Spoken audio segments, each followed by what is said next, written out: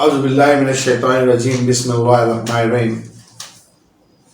محترم خواتین و حضرات، السلام علیکم ورحمۃ اللہ وبرکاتہ۔ آپ کے سامنے سورہ اعراف کی آیت 157 پہ گفتگو ہو رہی ہے، جس میں یہ بات ہو رہی ہے کہ اللہ کے نبی صلی اللہ علیہ وسلم پر ایمان لایا جائے، ان کی عزت و تکریم کی جائے، ان کی نصرت و حمایت کی جائے، اور جو نور وہ لے کر آئے اس کی پیروی کی جائے۔ تو اس سلسلے میں مختلف ٹاپک پہ آپ سے گفتگو کر چکا ہوں۔ اب یہ چوتھا ٹاپک ہے وَنَصْرُ، کہ ان کی نصرت و حمایت کی جائے۔ آیت کیا تھی؟ فَالَّذِينَ آمَنُوا بِهِ وَعَزَّرُوهُ وَنَصَرُوهُ وَاتَّبَعُوا النُّورَ الَّذِي أُنزِلَ مَعَهُ أُولَٰئِكَ هُمُ الْمُفْلِحُونَ کہ ایمان لاؤ نبی صلی اللہ علیہ وسلم پر، ان کی عزت و تکریم کرو، ان کی نصرت و حمایت کرو، اور جو نور وہ لے کر آئے اس کی پیروی کرو، تاکہ تم فلاحیاب ہو جاؤ، تاکہ تم کامیاب ہو جاؤ۔ لہٰذا اب بات ہو رہی ہے نصرت و حمایت کی۔ کیا نصرت و حمایت اللہ کے نبی صلی اللہ علیہ وسلم کی جائے؟ ہم کوئی منصوبہ اپنی زندگی میں ادھورا چھوڑ جائے تو میرے بچے، میرے جاننے والے، میرے چاہنے والے، ان کی پوری کوشش اور خواہش ہوگی کہ کسی بھی طریقے سے اس منصوبے کو جو ہے پائے تکمیل تک پہنچایا جائے۔ لہٰذا بحیثیت مسلمان، بحیثیت امت محمدیہ، میری اور آپ کی بھی ذمہ داری ہے کہ جو دین اللہ کے نبی صلی اللہ علیہ وسلم میرے اور آپ کے درمیان چھوڑ گئے ہیں، جن کا وہ اپنی زندگی سے عملی نمونہ پیش کر گئے ہیں، لہٰذا اللہ کے نبی صلی اللہ علیہ وسلم کی نصرت و حمایت کیسے کی جائے، اس پہ گفتگو ہو جائے۔ اور کیوں کی جائے؟ سب سے پہلے تو یہ دیکھیں کہ اللہ کے نبی صلی اللہ علیہ وسلم کی نصرت و حمایت کیوں کی جائے۔ دیکھیے،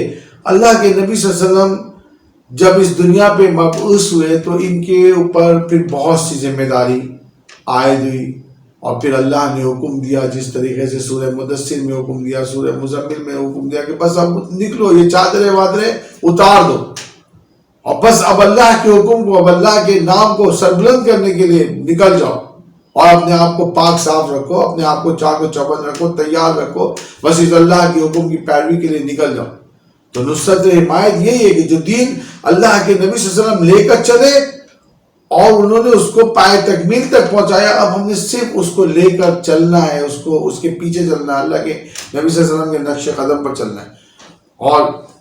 یہ نصرت و حمایت کیوں کی جائے، اس کے لیے ذرا سا ایک جائزہ اللہ کے نبی صلی اللہ علیہ وسلم کی زندگی پہ اور ان کی صحابہ کی زندگی پہ۔ لہذا ہم اور آپ سب اچھی طریقے سے جانتے ہیں کہ اللہ کے نبی صلی اللہ علیہ وسلم نے جن مشکلات کا سامنا کیا، اس میں سب سے بڑی مشکل یہ ہے، مجھ جیسا ایک بیکار ناکارہ آدمی کو کوئی پاگل کہہ دے، کاہن کہہ دے، جادوگر کہہ دے، جھوٹا کہہ دے، تو آپ دیکھیں ہم چراغ پا ہو جاتے ہیں، ہم اپنے آپے سے باہر ہو جاتے ہیں۔ سوچئے اس نبی کو جس کے لیے اللہ نے اپنے قرآن میں کیا کچھ نہیں بیان کیا گیا ہے، کس انداز میں اس کی جو ہے اللہ نے تعریف کی ہے قرآن میں۔ اس نبی کو دیکھیے، اور اس نبی کو اگر کوئی نعوذ باللہ جادوگر کہے، کوئی کاہن کہے، کوئی خدا نخواستہ مجنون پاگل کہے، کوئی دیوانہ کہے،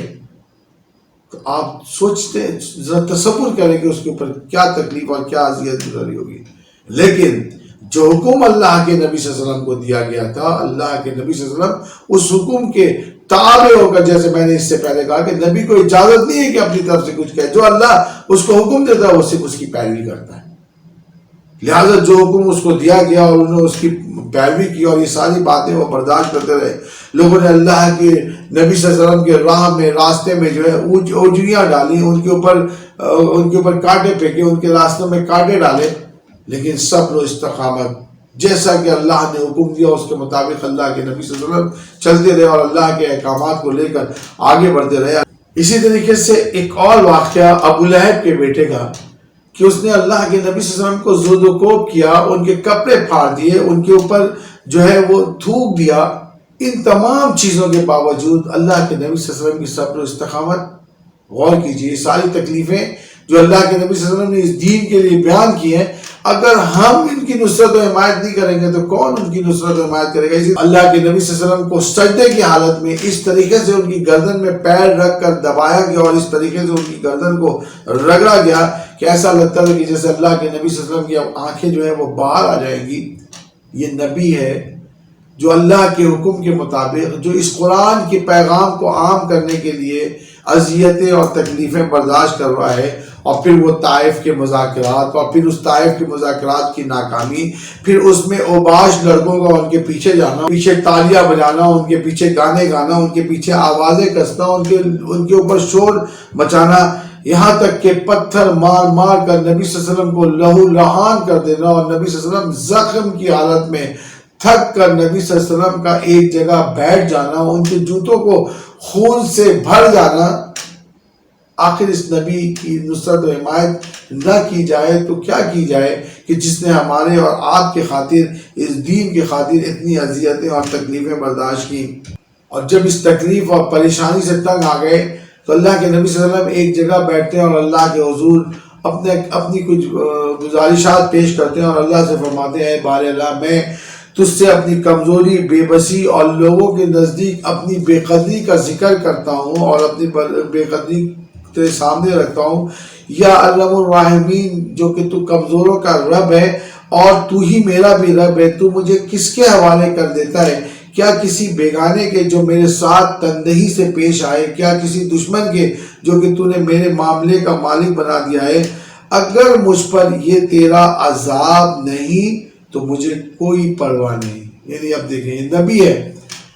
لیکن ان تمام چیزوں کی جب یہ پریشانی سے گزر رہا ہے، مشکل سے گزر رہا ہے، تو وہ کہہ رہا ہے کہ کہیں ایسا تو نہیں ہے میرے اوپر اللہ کا عذاب ہے،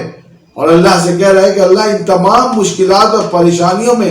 اگر یہ میرے اوپر تیرا عذاب نہیں ہے تو پھر کوئی بات نہیں، پھر تو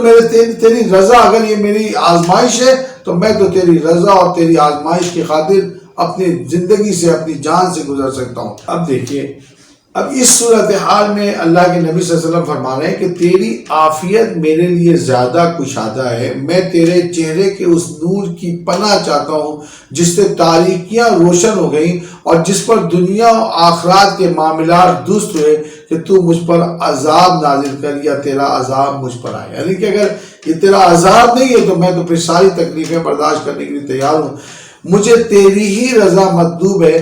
بس تو خوش ہو جاؤ اور مجھ سے راضی ہو جاؤ۔ اب اللہ کے نبی صلی اللہ علیہ وسلم نے دین کے خاطر جو مشکلات اور پریشانیاں جھیلی وہ تو اپنی جگہ پر ہیں۔ اب آپ دیکھیں کہ اللہ کے نبی صلی اللہ علیہ وسلم سے محبت کرنے والے، عقیدت رکھنے والے، اپنی جانوں کو نبی کی جان پہ قربان کرنے والے، نچھاور کرنے والے، اپنے کنبے اور قبیلوں کو اللہ کے نبی صلی اللہ علیہ وسلم کی جان پر نچھاور کرنے والے صحابہ کا کیا حال ہے۔ اب کچھ یہ مثال آپ دیکھیں، حضرت ابوبکر صدیق رضی اللہ تعالیٰ عنہ کی مثال ہے کہ ان کو پیون کے جوتے سے مارا گیا، ان کے چہرے پر جو ہے وہ پیون کے جو جوتے تھے اس سے ان کے چہرے پہ ضرب لگائی گئی اور ان کے اوپر خوب اچھل کود کیا گیا، یہاں تک کہ وہ بالکل لاغر ہو گئے۔ کفار نے یہ سمجھا کہ شاید یہ انتقال فرما گئے ہیں، یہ مر گئے ہیں، تو ان کو وہاں پر چھوڑ کر چلے گئے، اور یہ عتبہ بن ربی نے سارا یہ کام کیا جو حضرت ابوبکر صدیق رضی اللہ تعالیٰ عنہ کو محبت رسول میں یہ اذیت ملی۔ دوسری مثال حضرت مصعب بن عمیر رضی اللہ عنہ کی، یعنی ان کا یہ حال یہ ہوا کہ ان کو کھانے پانی سے محروم رکھا گیا، ان کو بھوک پیاس و افلاس میں ڈال دیا گیا، یہاں تک کہ ان کو گھر سے نکال دیا گیا، اور ان کو جو ہے اتنی زیادہ اذیت اور اتنی زیادہ تکلیفیں پہنچائی گئی کہ ان کی کھال اس طریقے سے ہو گئی اور اس طریقے سے اکھڑنے لگی اور جسم سے چھوٹنے لگی جیسے کہ سانپ اپنی کھال کو اتارتا ہے۔ یہ سب کچھ بھی اللہ کے نبی صلی اللہ علیہ وسلم کی محبت اور اس دین اسلام اور اللہ کی رضا کے خاطر کیا گیا۔ پھر نصرت و حمایت میں صحابہ کے ذکر میں جو نام آتا ہے حضرت بلال حبشی رضی اللہ عنہ کا آتا ہے، جن کے گردن میں رسیاں باندھی گئیں، جن کو سڑکوں پہاڑوں پہ گھسیٹا گیا، جن کو لٹا کر ان کے اوپر گرم پتھر رکھے گئے، جن کے گردن میں رسی باندھ کر لڑکوں کے حوالے، نوجوانوں کے حوالے کر دیا گیا، جو ان کو پہاڑوں پر اور ریت پر، گرم ریتوں پر گھسیٹتے تھے اور پھر ان کو لٹا کر ان کے سینے پہ پتھر رکھ دیتے تھے۔ یہ وہ بلال حبشی رضی اللہ عنہ ہیں جنہوں نے اپنے رسول اور محمد صلی اللہ علیہ وسلم اپنے محبوب کی خاطر یہ ساری تکلیفیں برداشت کی، لیکن مجال ہے کہ انہوں نے کبھی اف تک کیا اور یہ ساری تکلیفیں انہوں نے برداشت کر کر اللہ کے رسول صلی اللہ علیہ وسلم سے محبت کے تقاضے کو پورا کیا۔ محترم سامعین اکرام، یہ تو انفرادی مثال ہے، اب کچھ خاندانوں کی مثال۔ اس میں حضرت یاسر کا خاندان ہے، باپ یاسر ہے، بیٹا عمار ہے،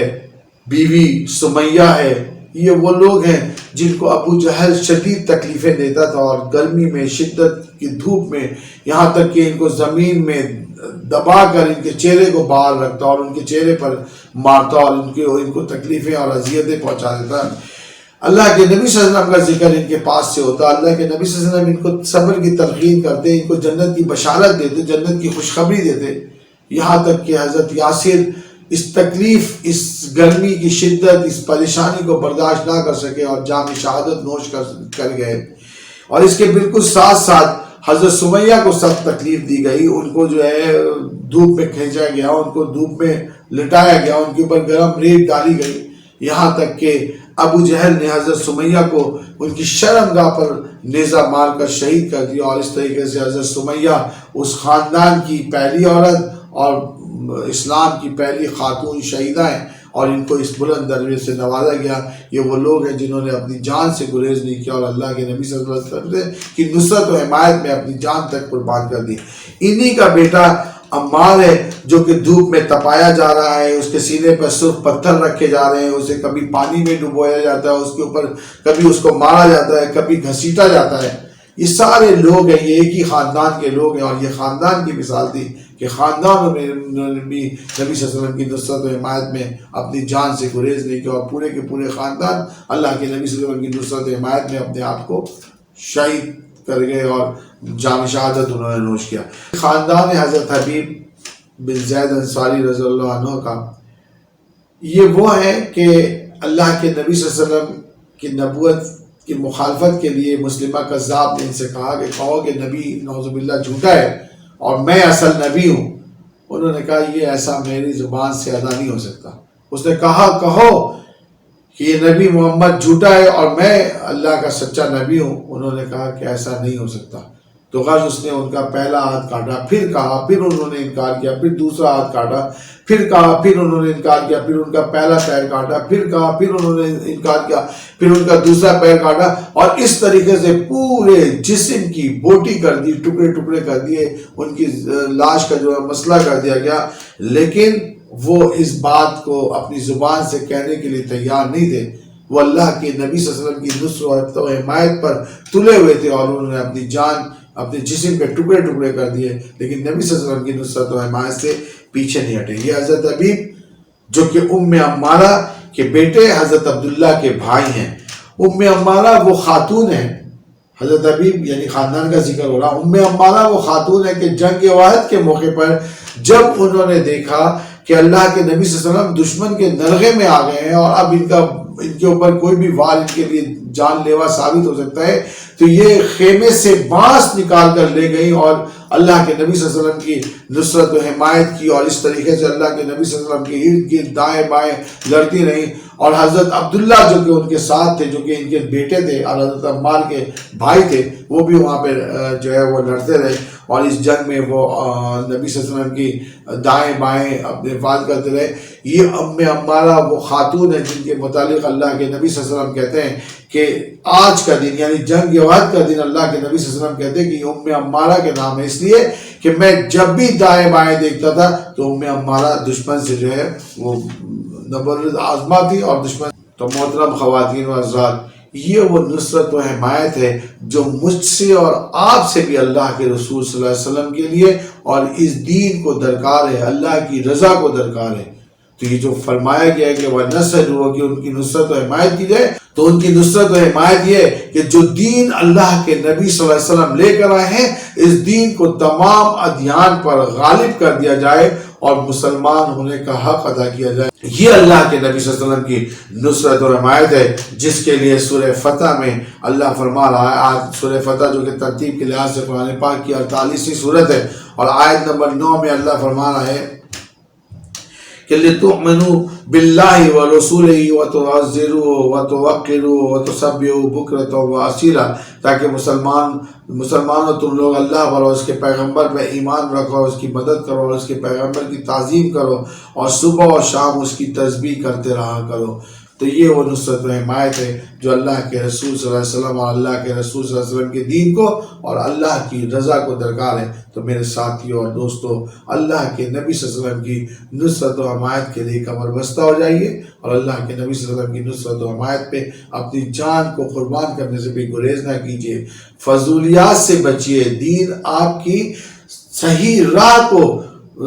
کا طلبگار ہے، دین آپ سے وہ تقاضے چاہتا ہے جو اللہ کے نبیوں نے، پیغمبروں نے، جو صحابہ اکرام نے کیے، وہ تقاضے چاہتا ہے۔ تو اللہ کے نبی صلی اللہ علیہ وسلم کی نصرت و حمایت میں جن تقاضوں کی ضرورت ہے اس کو پورا کیجیے اور دین کے سچے مجاہد اور سپاہی بن کر اللہ کے نبی صلی اللہ علیہ وسلم کی نصرت و حمایت پہ اتر جائیے۔ وآخر دعوانا الحمدللہ رب العالمین۔